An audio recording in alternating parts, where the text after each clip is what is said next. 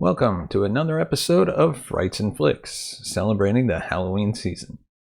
We're just a few weeks away from Halloween, so this week we're diving into what better horror film than Halloween, the 1978 edition.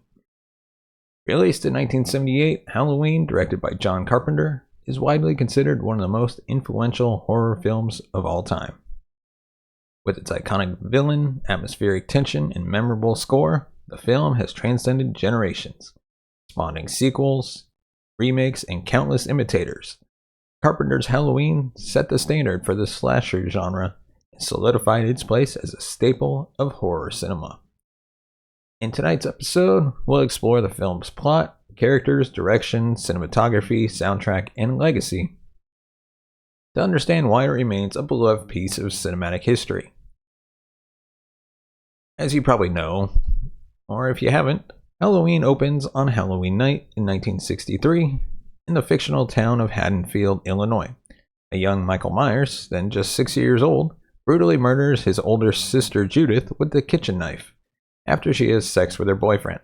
Michael is institutionalized in Smith's Grove Sanitarium, where he remains catatonic for 15 years. 15 years later, on October 30th, 1978, Michael escapes while being transported for a court hearing. His psychiatrist, Dr. Samuel Loomis, played by Donald Pleasance, immediately recognizes the threat Michael poses, having spent years trying to understand the boy-turned-killer. Dr. Loomis describes Michael as pure evil and becomes obsessed with stopping him. Michael returns to Haddonfield, where he stalks high school student Laurie Strode, played by Jamie Lee Curtis, a shy and responsible teenager. As Halloween night unfolds, Michael methodically hunts down Laurie and her friends one by one. The film builds tension through Michael's slow, deliberate movements and his eerie mask, which has become an icon in horror culture. The climax of the film pits Laurie against Michael in a terrifying game of cat and mouse within a suburban home. Dr. Loomis eventually arrives, shooting Michael multiple times, causing him to fall from a balcony. However, when Loomis looks out the window moments later, Michael's body has vanished, leaving his fate ambiguous. One of the film's great strengths lies in its cast of characters and the actors' performances. Despite the limited budget and brief shooting schedule, the cast delivers compelling and believable performances that anchor the film's horror elements.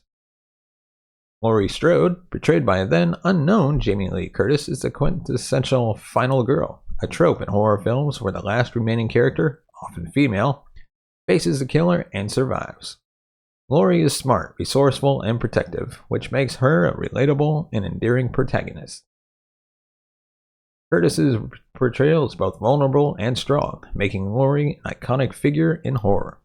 Her character's development throughout the movie, from a timid babysitter to a resilient survivor, is a testament to Curtis's performance and has cemented her as a horror legend. Donald Pleasance, playing Dr. Samuel Loomis, brings a sense of gravitas to the film. Loomis is a man haunted by his failure to understand Michael and prevent his escape. He becomes the film's voice of reason. Although his warnings are largely ignored by the townsfolk, Pleasance gives a committed performance, imbuing Loomis with a combination of dread and determination. His famous line, "I met him 15 years ago, I was told there was nothing left. No reason, no conscience, no understanding, even the most rudimentary sense of life or death, good or evil, right or wrong," encapsulates the essence of Michael's character and enhances the film's unsettling tone. Then we have Michael Myers, played by Nick Castle. Nick Castle plays the masked Michael Myers, and often credited with creating a uniquely chilling presence. Known only as the Shape in the film's credits, Michael's lack of motive, personality, or backstory makes him a more terrifying antagonist. The mask he wears, a modified Captain Kirk mask painted white, remains devoid of emotion, which makes his killings feel even more menacing. Castle's performance is rooted in physicality. Michael's slow, deliberate movements evoke a sense of inevitability that heightens the film's tension. Michael's lack of dialogue and minimal body language make him feel less like a person and more like an unstoppable force. John Carpenter's direction is integral to the film's success. combining suspenseful storytelling with creative cinematography. Carpenter's use of long takes and fluid camera movements creates an immersive experience, allowing the audience to feel like they are part of the scene. And then we have the cinematography by Dean Cundey. Dean Cundey, the film's director of photography, uses lighting and camera angles to build an atmosphere of dread. One of the film's most notable techniques is the use of the Steadicam, which allows for smooth, continuous shots that follow characters closely. The opening sequence, shot from Michael's point of view, is a masterclass in creating unease as the audience sees through the killer's eyes. Cundey's use of shadows and lighting contributes to the film's suspense. In many scenes, Michael is particularly obscured or hidden in the background, creating a sense of paranoia. The iconic scene where Michael's mask appears in the shadows behind Laurie exemplifies this technique, leaving viewers on edge. One of the film's most innovative elements is its use of point-of-view shots. By placing the camera in the perspective of both Michael and Laurie, Carpenter immerses the audience in their respective experiences. This technique serves to align the viewer's perspective with the killer at times, which is unsettling as it blurs the line between observer and participant. Unlike many horror films that rely on jump scares, Halloween excels in building suspense over time. Carpenter meticulously crafts each scene, allowing the tension to simmer. The film often uses silence or minimal background noise to heighten the suspense, making each sound, movement, or glance feel significant. And then we gotta discuss one of the most recognizable soundtrack and scores. Perhaps one of the most iconic aspects of Halloween is its score, composed by John Carpenter himself. The film's main theme, with its distinctive 5/4 time signature, has become synonymous with horror.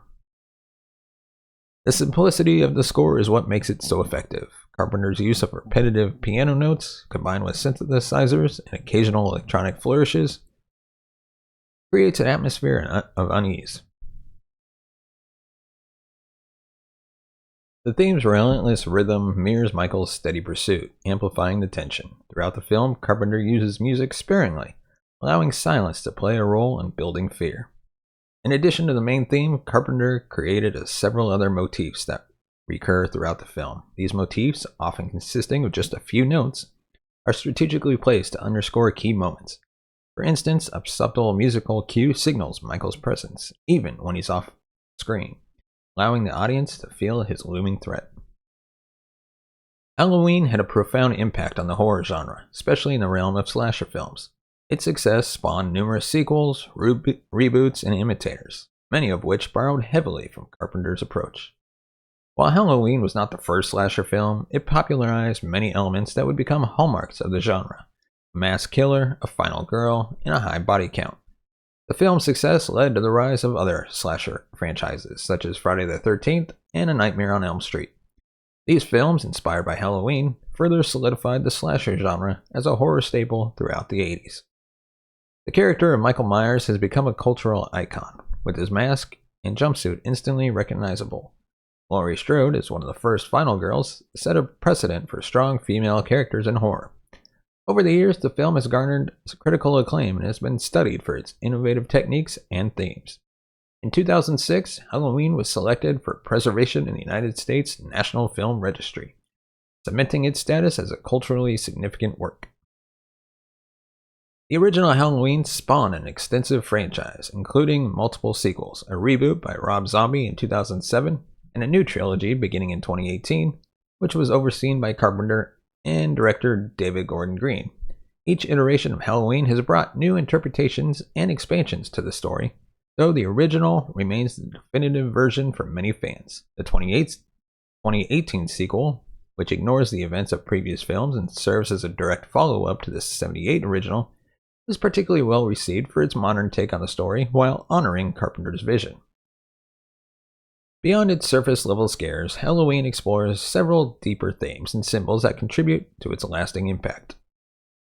At its core, Halloween is a film about the nature of evil. Dr. Loomis's description of Michael as pure evil, devoid of motive or remorse, suggests a nihilistic view of human nature. Michael is not driven by revenge or personal vendettas. He kills without rhyme or reason, embodying an almost supernatural malevolence. The setting of Haddonfield, a quiet suburban town, plays a crucial role in the film's impact. By bringing horror to a seemingly safe environment, Halloween taps into the fear of vulnerability in familiar places. The film suggests that evil can invade even the most secure places, a theme that resonated with audiences in the late 70s. Laurie Strode character represents female agency and resilience in the face of danger. Her survival is not due to luck, but to her quick thinking and bravery. Laurie's ability to confront and escape Michael underscores the theme of survival and establishes the final girl trope, which become a staple in horror films for years to come. John Carpenter's Halloween is a masterclass in horror filmmaking, combining suspenseful direction, memorable characters, and an iconic score to create an unforgettable cinematic experience. The film's influence on the horror genre is immeasurable, as it established conventions that would be emulated for decades. Even after more than 40 years, Halloween remains a favorite among horror fans and continues to inspire new generations of filmmakers.